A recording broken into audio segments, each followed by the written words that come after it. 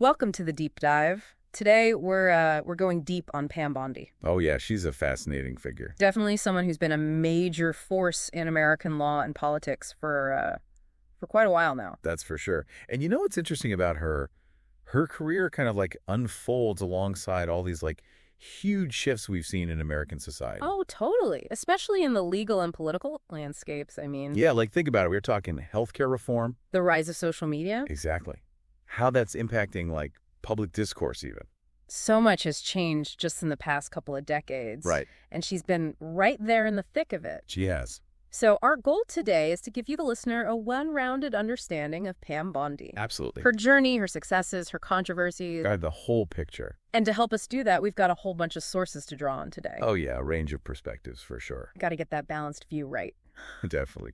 So let's start at the beginning. Pam Bondi was born in Tampa, Florida. Oh, 1965. So Yeah. A true Florida native. through and through. She got her undergrad at the University of Florida and later her law degree from Stetson University College of Law. Oh wow, so all those years spent in Florida's like academic institutions. Yeah, I wonder if those early years in Florida kind of shaped her approach to law and politics. It's got to have had some influence, right? I mean, think about it. Totally makes you think. She starts out as a prosecutor in the Hillsborough County State Attorney's Office. And it's not just like minor offenses either. No, not at all. She's involved in like a whole range of cases. Really? Like what kind? Everything from like domestic violence to capital offenses. Whoa, that's Yeah. a lot of responsibility, especially right out of law school. Yeah, talk about trial by fire. No kidding. I bet those early experiences really like honed her legal skills. Yeah, and gave her a deep understanding of like how the legal system in Florida works. Right. Which, I mean, that experience probably proved invaluable when she became Florida's 37th Attorney General in 2010. Oh yeah, that was a big deal. Huge. And she was the first woman to hold that position, too. Wow. So she was already breaking barriers. And making waves in Florida politics. And her time as Attorney General, she served 2 terms, right? Of 2 terms. And during those years, it seems like it was marked by some significant accomplishments, but also some pretty heated controversies. Yeah, there were definitely both sides to that coin.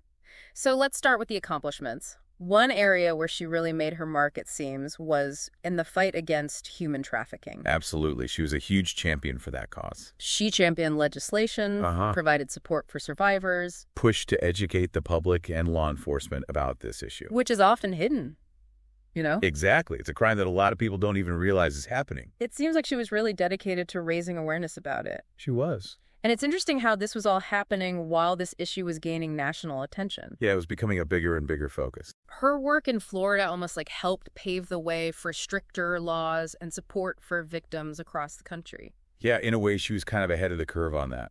Now, on the other hand, her time as Attorney General wasn't without controversy. Oh, definitely not. One of the most prominent controversies, I think, involved her decision not to pursue fraud charges against Trump University. Oh, yeah, back in 2013. That one really blew up in the media. It did, and it became this huge symbol of all the partisan divisions that were bubbling up at the time. Yeah, it really put her in the spotlight, did it? Oh, it did, for sure, and it really fueled criticism from those who were already opposed to her. Right. And probably solidified the support from those who were already on her side. Like a rallying point, almost. Yeah, exactly. Now, another controversy that I was kind of surprised to learn about was her involvement in the ACA lawsuit. Oh, the Affordable Care Act. Yeah. That was a landmark piece of legislation for sure. It was, and it seems like Bondi was right in the thick of the legal and political battle surrounding it. Absolutely. Yeah. She saw it as an example of government overreach. And under her leadership, Florida joined a multi-state lawsuit challenging the individual mandate. Yeah, that was a key provision of the act. And this lawsuit, it went all the way to the Supreme Court, right? All day. And while the ACA wasn't overturned entirely, the lawsuit did end up weakening the individual mandate, It did. which had a huge impact on millions of Americans. No doubt. It really shows how her actions weren't just like symbolic. Right. They had real-world consequences. Definitely something to think about. So you have this massive piece of legislation that's completely reshaping the healthcare system. Yeah. And she's right in the middle of this legal and political battle. It was a really intense time. It really highlights how divided the country was And still is. on the role of government in healthcare. Absolutely. Now, going back to that Trump University controversy, Okay. critics were pointing to this $25,000 donation from a Trump-affiliated foundation to a political action committee that was supporting Bondi. They saw it as evidence of a conflict of interest. Yeah, that was a big part of the argument against her. Now, Bondi denied any wrongdoing. Of course. But the media scrutiny was intense. Oh, yeah, it was everywhere. And this was all happening at a time when partisan divisions were already growing in the country. Right. So the Trump University case, it kind of became this lightning rod. It really did.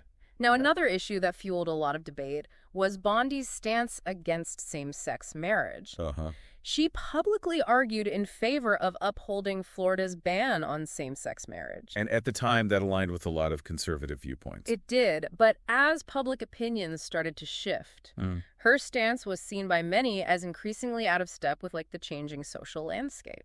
Yeah, it's interesting how her views on that kind of played out over time. Right. It shows how complex her career really was. Yeah. On one hand, she's advocating for positions that are aligning with a segment of the population. Right. But on the other hand, those same positions are being challenged by evolving social norms and values. Yeah, exactly. It's a real push and pull. And I think all of that experience battling the ACA, handling controversies like the Trump University case, it really set the stage for her to step onto the national stage. Oh, absolutely. That's where we see her next. Right into the national spotlight. And that's a whole other chapter. Yeah. It's kind of wild how, like, after all that, after building her career in Florida, she just steps onto the national stage. Right. Like, she goes from being Florida's attorney general to this national figure. Yeah, exactly. And, you know, it all starts with her becoming a really vocal supporter of Donald Trump. Oh, yeah. And then joining his legal defense team during his first impeachment trial. That was a huge moment. It was. And it was interesting to see how her communication skills, like her ability to explain all this complex legal stuff in a way that, like, regular people could understand. Yeah. It really came to the forefront during the Totally. She was able to connect with, like, a whole segment of the population that was looking for that kind of perspective.